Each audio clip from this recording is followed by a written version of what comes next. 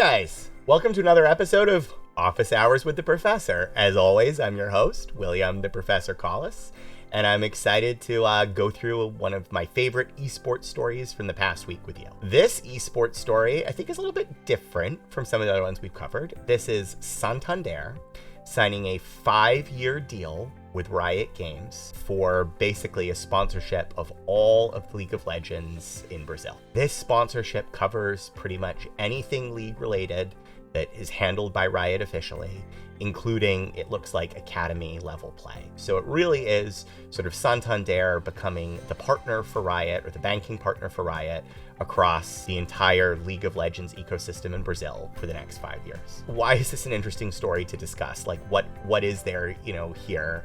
Why is this? It's like Riot does plenty of big sponsorship deals, what's going on? And the reason why I picked this story for Office Hours this week is simple. I want to talk about what is not in the deal. And what is not in the deal is Valorant. This seems a little bit unusual to me, and this is why I wanted to dive in. It's because this is such a long-term commitment from Santander to Riot Games and to esports. This was probably not a cheap deal, let's be honest, right? You're getting League of Legends, and it lasts for 5 years. That is a half decade.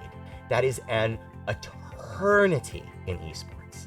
It is an eternity in the popularity and the lifetime cycle and value of games, right? So this is a major commitment from Santander to Riot. And Riot has 2 big games in market. They have League of Legends and they have Valorant.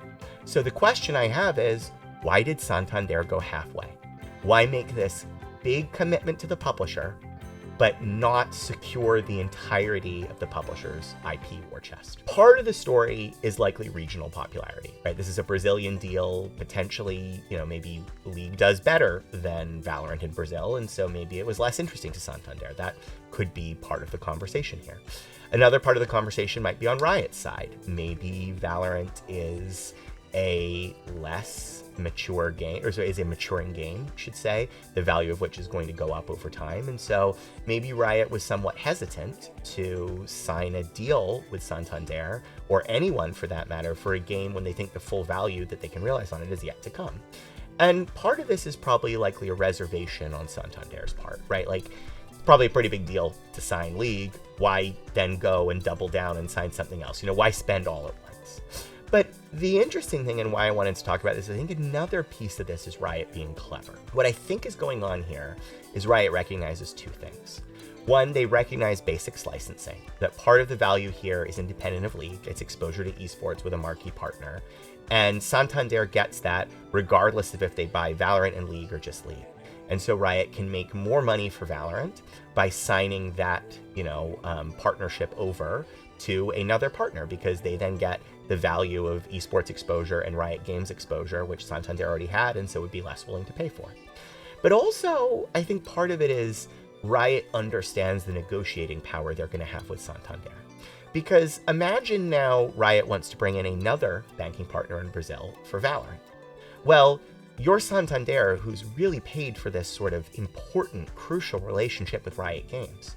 Are you really going to let another banking partner come in to that and sort of challenge that relationship with Riot?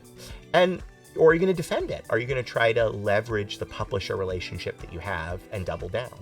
And also, imagine the leverage Riot now has, right? When this agreement was being negotiated, Santander probably had the leverage. They were signing up for 5 years.